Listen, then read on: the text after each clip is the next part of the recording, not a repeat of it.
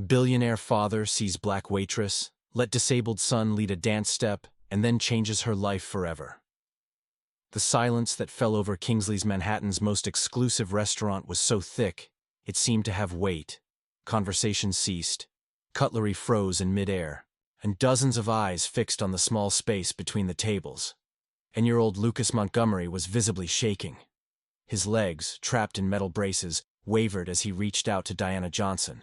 The restaurant's only black waitress, the live piano, had just begun a soft melody, and the boy's impulse to ask someone to dance came without warning. "Sir, control your son." Manager Thornton's sharp voice cut through the silence. "That's inappropriate. This is not a dance hall, and our employees are not here to entertain children."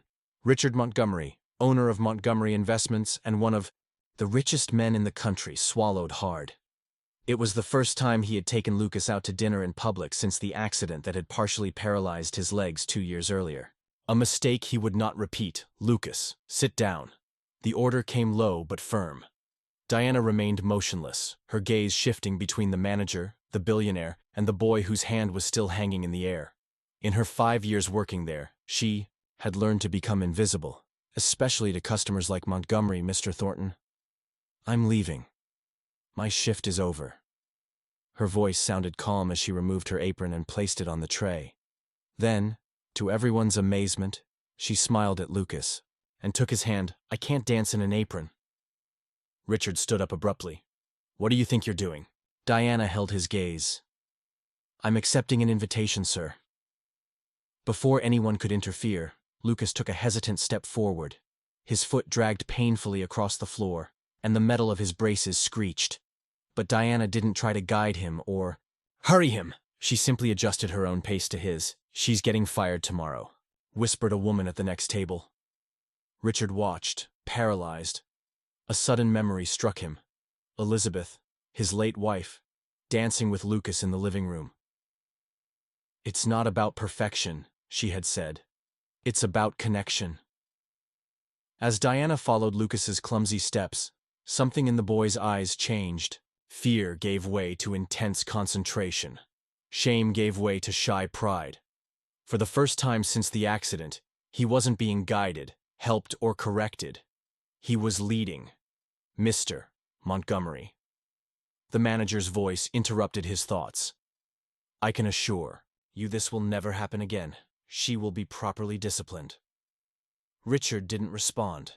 The entire restaurant seemed to wait for his reaction. After all, a man of his power could end anyone's career with a single word. Employees stopped what they were doing. Other customers watched with morbid curiosity. Lucas's smile, however, was the only sound that echoed in his mind. Diana led the boy back to the table after 3 dance steps.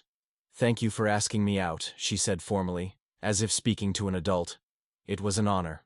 When she turned to leave, Richard stopped her. "Wait." His voice sounded different, almost unrecognizable to himself. "What's your full name?" "Diana Johnson, sir." Richard nodded slowly. "Diana Johnson," he repeated as if memorizing it. Then he took a card from inside his jacket and held it out to her.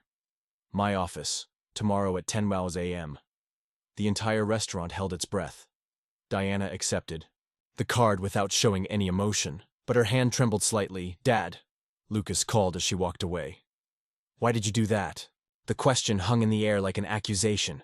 Richard watched his son, and for a brief moment saw not just the child Elizabeth had left in his care, but a complete human being whose wants and needs he had systematically ignored for 2 years. As dinner proceeded in awkward silence, no one noticed Diana's glance before she left, not out of fear or resignation, but out of a calm determination that contrasted with the storm brewing in Richard Montgomery's eyes. If this story about dignity and transformation is already touching your heart, don't forget to subscribe to the channel to follow how a simple gesture of respect can spark a silent revolution capable of transforming lives forever.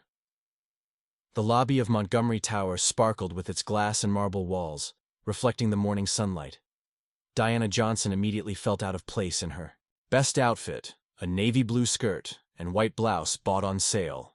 The people passing by her wore clothes that probably cost more than her monthly rent. "Diana Johnson to see Mr. Montgomery," she said to the receptionist, who examined her with a clinical gaze before making a call. 18th floor. "Miss Winters will see you, in the elevator." Diana took a deep breath. clutching her worn purse to her chest. It wasn't fear she felt. It was a quiet determination that came from having faced worse. Much worse. Miss Winters was a woman in her 40s with a sharp gaze and impeccable posture. "Mr. Montgomery is in a conference call. Please follow me." As she walked through the mirrored hallways, Diana felt the curious stares of the employees. A black woman, being escorted through the executive offices was a rare enough occurrence to cause speculation. "He had you fired, didn't he?" Winters asked suddenly when they were alone in a waiting room. "It happens. Powerful clients call. And people like you lose their jobs. People like me. You know what I mean." Winters adjusted her glasses. Employees who don't know their place. Diana smiled, not amused. "And where exactly would that be?" Before Winters could answer, her phone rang. "He'll see you now." Richard Montgomery's office took up half the floor. Through the floor-to-ceiling windows, Manhattan looked like a distant playground. The man stood, gazing out at the city as if it were his personal property. "Mr. Montgomery," Diana greeted him formally. Richard turned, his face a mask of studied control. "Miss Johnson, thank you for coming." He pointed to a chair. "Please." The silence that followed was calculated, a tactic Diana recognized immediately. It was the kind of silence designed to make nervous people talk too much, incriminate themselves. "Do you have a background?" Richard finally asked. "Excuse me, education, college." Diana kept her gaze steady.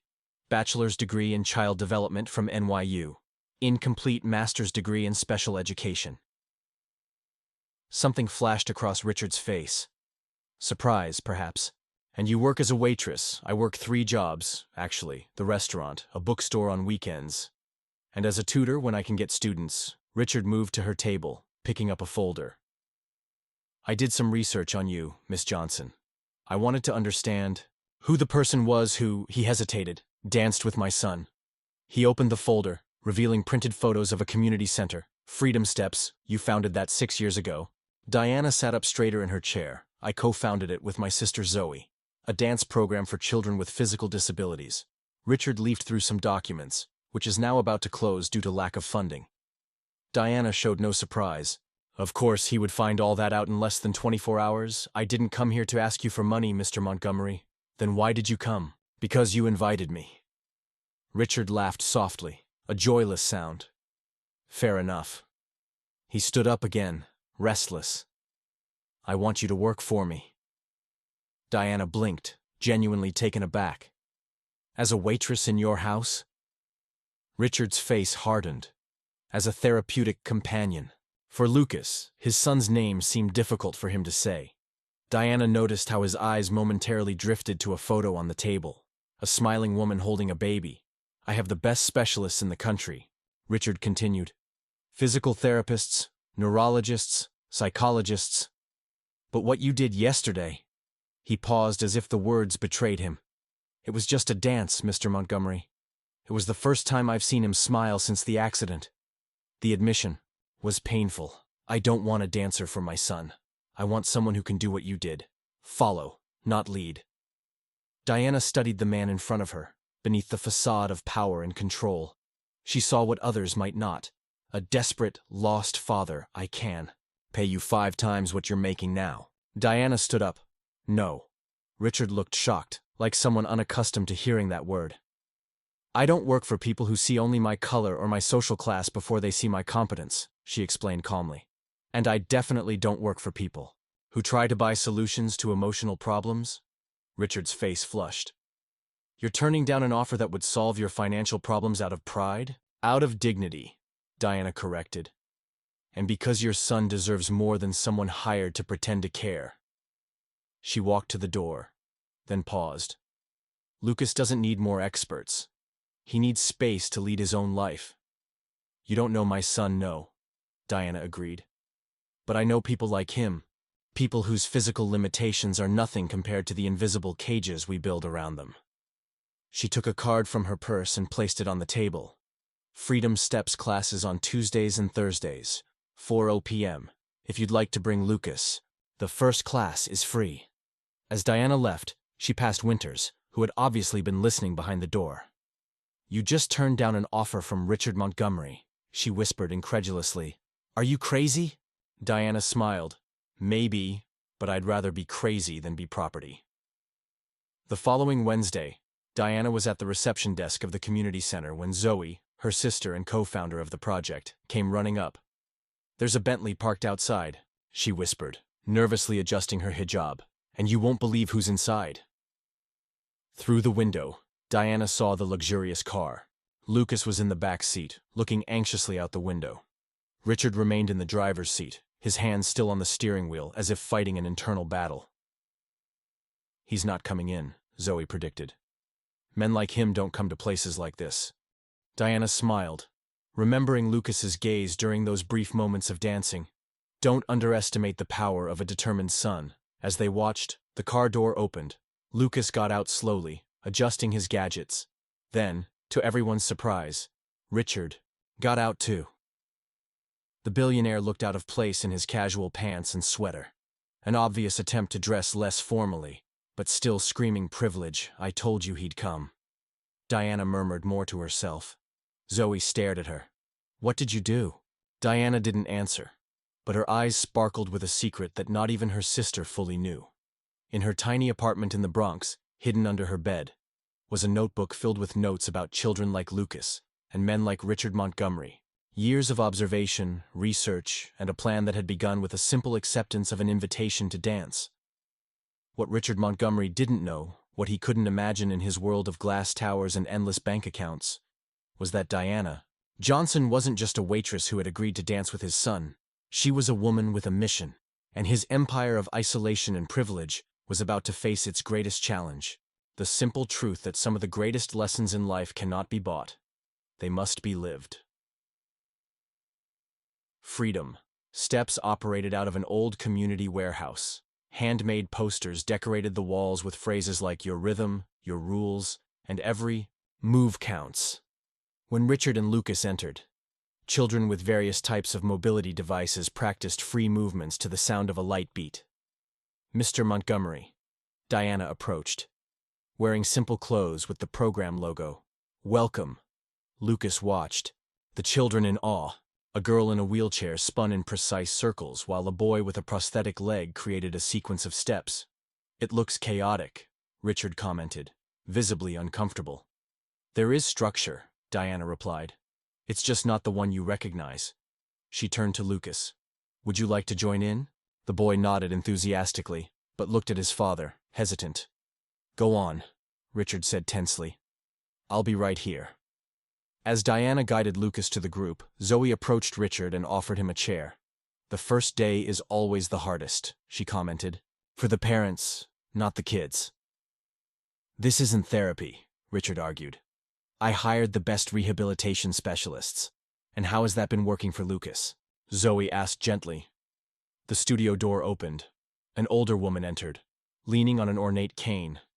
She had gray hair in elegant braids and a commanding presence. "Dr. Elaine Mercer," Zoe whispered, "neuroscientist specializing in brain plasticity, retired." From Harvard, the woman greeted several children before noticing Richard. "Mr. Montgomery, you've rejected my research proposal 3 times in the last 2 years, Dr. Mercer. I didn't expect to see you here. I oversee the research program," she explained. "We're studying how non-directive approaches to movement affect neural reconfiguration in children with motor challenges." "Research," Richard frowned.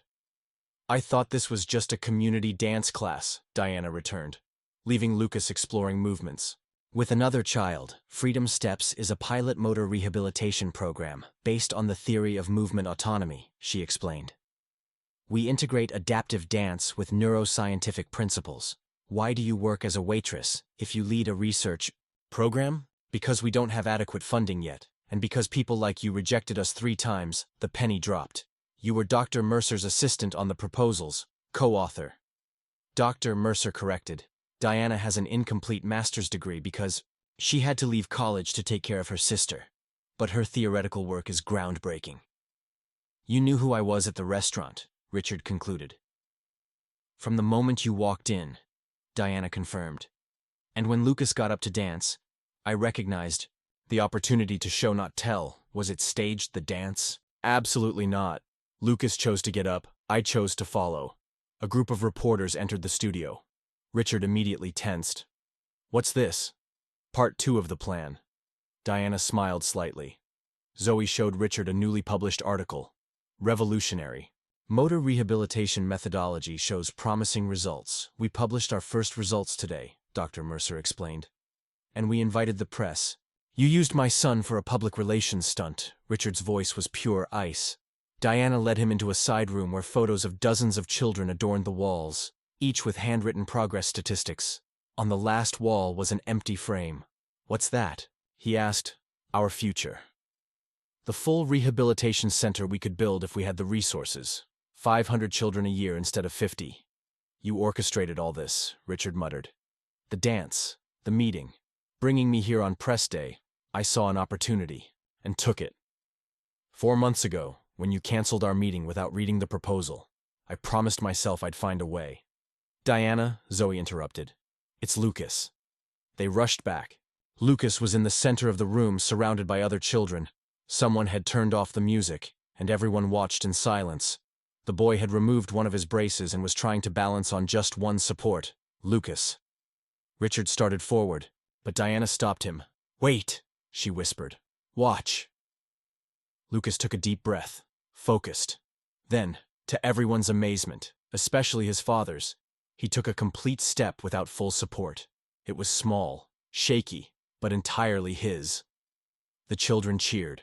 Camera flashes went off. Richard's face, usually composed and unreadable, was now exposed with unshed tears glistening in his eyes. That's why we created Freedom Steps, Diana said softly. It's not about perfect steps, it's about first steps on your own. Richard watched his son, not as a problem to be managed, but as a complete person discovering his own strength. This could have been done without manipulating me, he said finally. It could have been if you had answered our calls or read our proposals 3 times. The reporters noticed Richard. A murmur grew as Lucas, oblivious to the tension, continued practicing his new step with an expression of pure concentration. Richard Montgomery was cornered. Before him lay 2 options. Withdraw in anger, confirming to the press his reputation as cold and calculating, or embrace the moment his son had created between the power he had always wielded and the freedom his son needed. Richard found himself in unfamiliar territory, one where neither his money nor his influence defined the next step. The man who controlled every aspect of his life now faced a choice that no amount of wealth could buy. His gaze shifted between his smiling son and the reporters waiting for his reaction.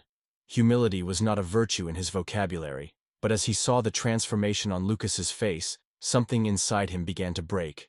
The orchestra of power and privilege he was accustomed to now played a different tune, and he had to decide, would he continue conducting, or would he learn to follow? Richard Montgomery faced the reporters waiting for his reaction. His son had just taken a step on his own in front of the cameras, and Diana Johnson had skillfully led him to this impossible moment. Mr. Montgomery, a reporter approached, could you comment on your presence at Freedom Steps today? Is it true that your foundation rejected funding this program 3 times? Richard glanced at Lucas, who was still practicing his new step, oblivious to the political tension.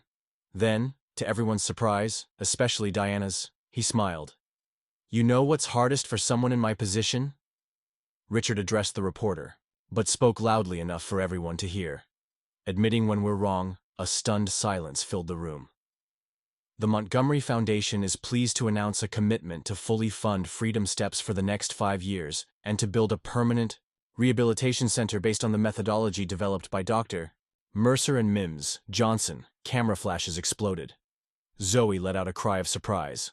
On one condition, he added, watching Diana tense up, that Ms. Johnson retain complete autonomy over the program and its methodology. No corporate interference. 3 months later, bulldozers were clearing the ground for the new Freedom Steps Rehabilitation Center. The project wasn't the most luxurious the Montgomery Foundation had ever funded, but it was the most innovative, with every space designed with direct input from the children and their families. Diana supervised the construction frequently, but never alone. Lucas showed up regularly, sometimes bringing other children with him. And to the staff's continued surprise, Richard Montgomery also showed up, silently observing the progress. I never thought you'd actually show up at board meetings, Diana commented one afternoon as they Reviewed the plans. I never thought I'd have to study neuroplasticity at 50, Richard replied, rubbing his tired eyes. In front of him was a scientific article marked with post-it notes. But here we are. Diana looked at the man curiously. Is this part of your public penance, or do you really care? Lucas asked to have his second brace removed last week, I know, he told me. His previous physical therapist said that would be impossible for at least 2 years. Diana smiled. But you fired her, remember? Because you told me she was wrong and she was. Diana pointed to a photo of Lucas balancing with only one crutch. He's progressing faster than any traditional medical prediction. Why did you never accept my apology? Richard asked suddenly. Because you never apologized. You redirected resources, changed policies, funded our program. That's not an apology.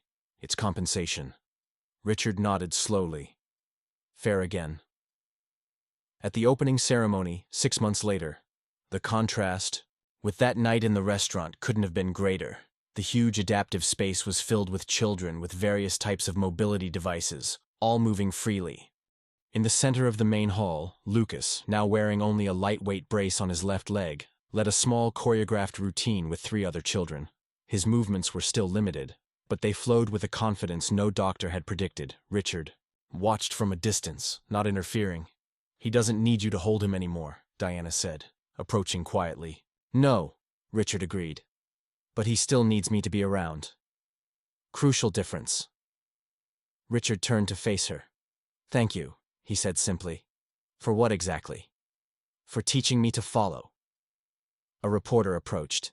Mr. Montgomery, how does it feel to see your son's progress? Richard looked at Lucas, who was now helping a younger girl find her balance. Proud, not of what he's overcome, but of what he's created for others.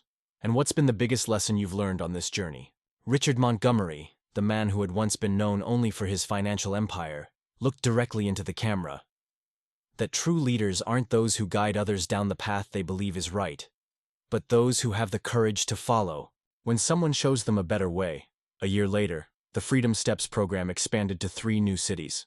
Diana received the Pediatric Rehabilitation Innovation Award, and her methodology began to be implemented in hospitals across the country. Lucas, now using only a light cane on difficult days, enrolled in regular school and became a youth spokesperson for the program, inspiring other children to find their own pace. And Richard learned the hardest and most valuable lesson of all, that true power does not lie in controlling every move, but in knowing when it is time to take a step back and let others lead the way. In a world where powerful people rarely change their perspectives, and where those without power often remain in the shadows, the story of Richard, Diana, and Lucas reminds us that true transformation occurs when we cross the invisible boundaries that separate us, when a billionaire learns from a waitress, when a father follows in his son's footsteps. If this story about how a simple gesture of dignity changed lives forever touched your heart, be sure to subscribe to our channel. Because we believe that the most profound revolutions don't start with grand manifestos or billion-dollar fortunes. They start when someone has the courage to take an authentic first step, and someone else has the wisdom to follow.